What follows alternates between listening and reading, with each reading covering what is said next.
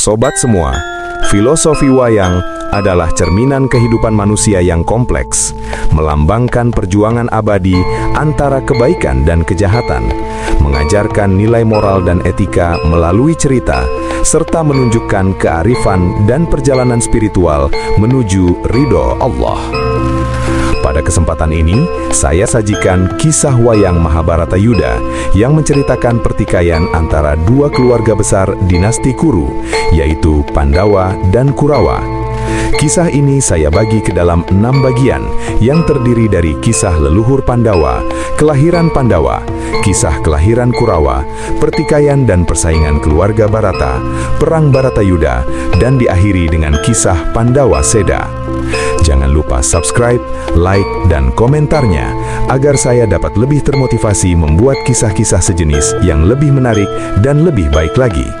Saya doakan sobat-sobat semua selalu sehat dan sukses selalu. Selamat menyaksikan.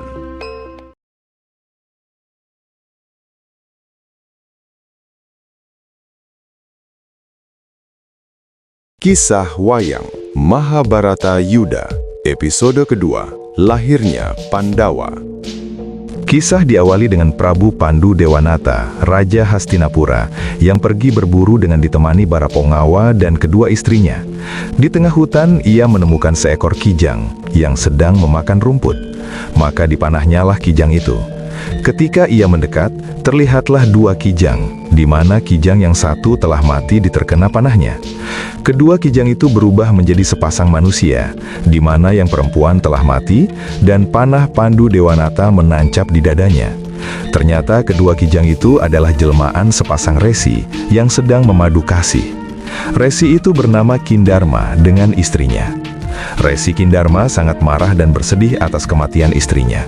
Ia lalu mengutuk Prabu Pandu Dewanata bahwa kelak jika Pandu Dewanata berhubungan dengan istrinya akan bernasib sama, menemui ajalnya. Pandu Dewanata menceritakan kutukan itu kepada kedua istrinya, Dewi Kunti dan Dewi Madrim. Kutukan dari sang resi telah memupus semangatnya untuk melanjutkan jabatan sebagai raja. Akhirnya ia memutuskan untuk berkhalwat dan menyerahkan tahta kerajaan Kuru kepada kakaknya yang buta, Dhritarashtra. Dengan ditemani 2 istrinya yang bernama Dewi Kunti dan Madrim, Pandu memutuskan untuk wanaprastha, hidup sederhana di tengah hutan. Di dalam hutan, Pandu dan kedua istrinya hidup laksanan pertapa. Mereka tidak lagi mengindahkan keinginan akan kemewahan atau bahkan kekuasaan. Hanya satu hal yang mengganggu pikiran Pandu, sesuai kepercayaannya, yaitu jika seorang lelaki tidak mempunyai keturunan laki-laki, maka hidupnya akan berakhir di neraka. Tetapi dia sendiri punya masalah dengan hasrat seksual karena kutukan resi Kindarma yang menuntut kematiannya apabila dia bersenggama dengan istrinya. Oleh karena itu, Pandu membicarakan hal ini dengan kedua istrinya.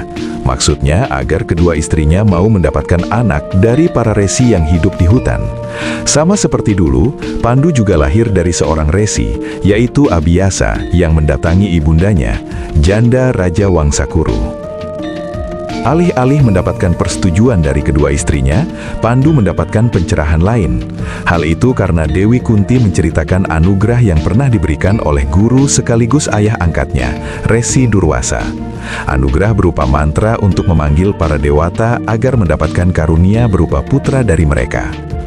Sewaktu Dewi Kunti masih kecil, ia tinggal bersama ayah angkatnya Resi Durwarsa.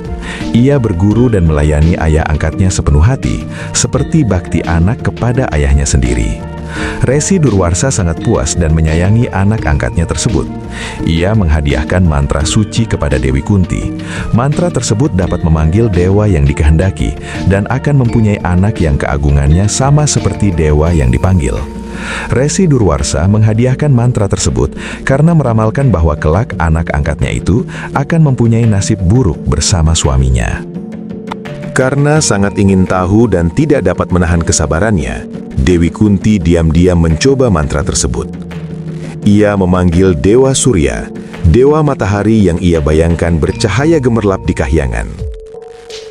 Tiba-tiba langit gelap tertutup awan. Lalu muncul Dewa Surya di dekatnya dan memandang takjub terpesona oleh kecantikan Dewi Kunti. Dewi Kunti yang pada waktu itu masih sangat belia, meminta maaf dan memohon agar Dewa Surya kembali ke Kahyangan. Tapi Dewa Surya tidak bisa kembali karena tertahan oleh mantra tersebut. Ia berjanji bahwa walaupun mereka sudah berhubungan badan, tidak akan menodai kesucian Dewi Kunti. Dewi Kunti pun mengandung. Berkat kesaktian Dewa Surya, Dewi Kunti melahirkan melalui telinganya. Anak itu pun diberi nama Karna, yang artinya telinga. Dewi Kunti pun melarungkan bayi Karna ke sungai, yang nantinya ditemukan dan dibesarkan oleh seorang sais atau kusir kuda kerajaan bernama Adirata. Nantinya, Karna akan menjadi adipati di bawah kerajaan Hastinapura dan kesatria yang menjadi lawan tangguh Arjuna dalam perang Baratayuda. Pandu pun meminta Dewi Kunti memanggil Dewa Dharma. Maka lahirlah Yudhistira yang baik kepribadiannya juga bijaksana. Konon rupa Yudhistira sama persis dengan rupa Dewa Dharma.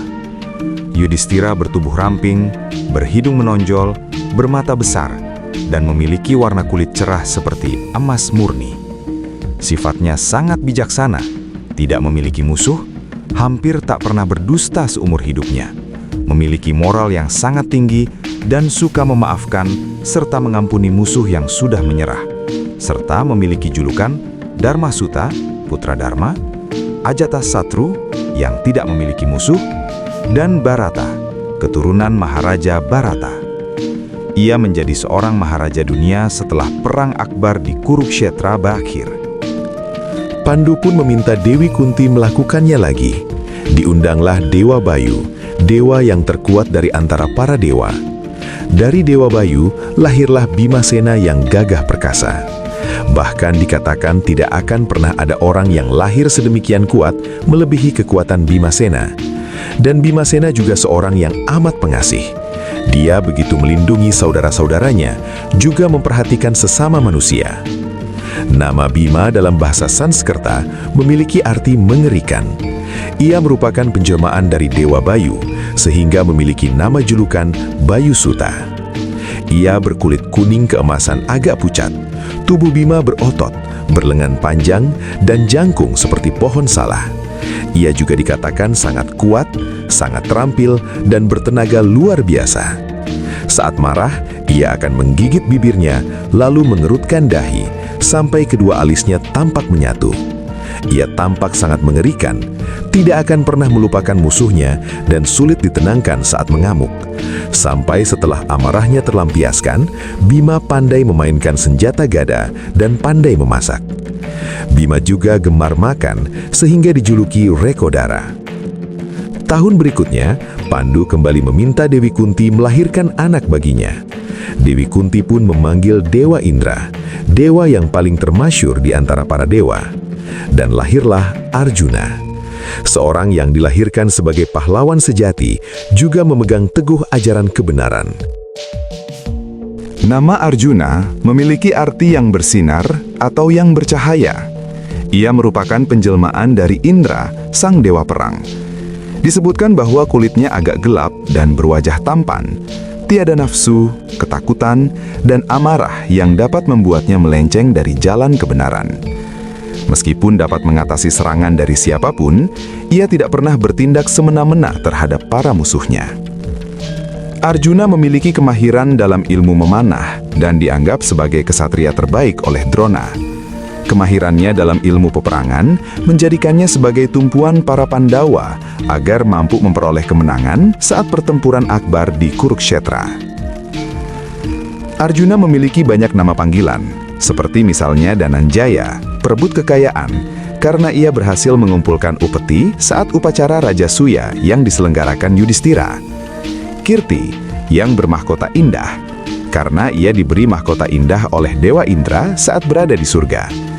Partha, putra Kunti, karena ia merupakan putra Prita alias Kunti. Melihat anak-anak yang dilahirkan Dewi Kunti begitu sempurna, Pandu pun menginginkan Dewi Kunti memanggil kembali dewa yang lain. Akan tetapi, Dewi Kunti mengatakan bahwa mantra itu akan melanggar dharma apabila digunakan lebih dari 3 kali. Mendengar hal itu, Pandu pun bersedih. Melihat hal itu, Dewi Kunti menjanjikan akan mengajar Dewi Madrim, istri Pandu yang lain untuk merapal mantra tersebut. Dan Dewi Madrim pun melaksanakan niat itu. Dia memanggil dewa kembar tabib para dewata, yaitu Dewa Aswan dan Dewa Ashwin. Maka Dewi Madrim dianugerahi sepasang anak kembar yang tampan-tampan, yaitu Nakula dan Sadewa.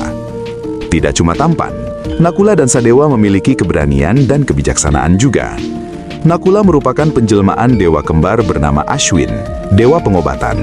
Saudara kembarnya bernama Sadewa, yang lebih kecil darinya dan merupakan penjelmaan Ashwin juga. Setelah kedua orang tuanya meninggal, ia bersama adiknya diasuh oleh Kunti, istri Pandu yang pertama. Nakula mahir dalam menggunakan senjata pedang. Ia juga sangat pandai dalam urusan moralitas serta memiliki kebijaksanaan yang tinggi. Ia giat bekerja dan senang melayani kakak-kakaknya. Dan sebaliknya, kakak-kakaknya menganggap Nakula lebih berharga daripada nyawa mereka sendiri. Dalam masa pengasingan di hutan, Nakula dan 3 Pandawa yang lainnya sempat meninggal karena minum racun. Tetapi ia hidup kembali atas permohonan Yudhistira. Dalam penyamaran di kerajaan Matsya yang dipimpin oleh Raja Wirata, ia berperan sebagai pengasuh kuda. Pandawa yang terakhir adalah Sadewa. Bersama kakaknya Nakula, merupakan penjelmaan dewa kembar bernama Ashwin, dewa pengobatan. Saudara kembarnya bernama Nakula, yang lebih besar darinya, dan merupakan penjelmaan dewa Ashwin juga. Setelah kedua orang tuanya meninggal, ia bersama kakaknya diasuh oleh Kunti. Sadewa adalah orang yang sangat rajin dan bijaksana. Sadewa juga merupakan seseorang yang ahli dalam ilmu astronomi. Sadewa sangat cerdas, bijaksana, dan tiada yang dapat menyamainya dalam hal kecerdasan. Ia dipuji karena senantiasa ingat akan kewajiban para kesatria, dan lebih memilih untuk menyerahkan nyawa daripada mengucapkan sesuatu yang bertentangan dengan moral. Yudhistira pernah berkata bahwa Sadewa merupakan pria yang bijaksana, setara dengan Wehaspati, guru para dewa. Ia giat bekerja dan senang melayani kakak-kakaknya. Dalam penyamaran di kerajaan Matsya yang dipimpin oleh Raja Wirata, ia berperan sebagai pengembala sapi. Pandu Dewanata sangat bahagia mendapatkan kelima anaknya itu. Mereka hidup layaknya pertapa dengan bahagia selama 15 tahun lebih. Di saat Dewi Kunti dan anak-anaknya berjalan-jalan ke dalam hutan, Pandu hanya tinggal berdua bersama Dewi Madrim istrinya di dalam ashram. Karena sudah lama tidak memadu kasih, Pandu begitu terpesona oleh kecantikan Dewi Madrim istrinya itu, hingga lupa akan kutukan sepasang reshi yang pernah dipanahnya ketika dalam wujud rusa. Sebelum sempat mencumbu istrinya, Pandu pun meninggal. Dewi Madrim sangat terpukul atas kejadian ini. Dia menyalahkan diri tidak bisa menahan nafsu suaminya agar tidak mencumbu dirinya hingga berakibat kematian Pandu. Dia menangis sekeras-kerasnya hingga terdengar oleh Dewi Kunti dan anak-anaknya di dalam hutan. Dewi Madrim memutuskan untuk ikut membakar diri bersama dengan pembakaran mayat Pandu. Sementara Dewi Kunti yang lebih memikirkan nasib anak-anaknya memilih kembali ke Hastinapura bersama para Pandawa. Inilah awal perseteruan antara Pandawa dan Kurawa. Selanjutnya pada episode ketiga kisah wayang Mahabharata Yuda diceritakan proses kelahiran dari para Kurawa. Kisah kelahiran Pandawa dalam wayang bukan sekedar cerita, melainkan sebuah alegori mendalam tentang perjalanan spiritual dan moralitas manusia yang terinspirasi dari epik Mahabharata India, namun diadaptasi dengan nilai-nilai budaya Jawa.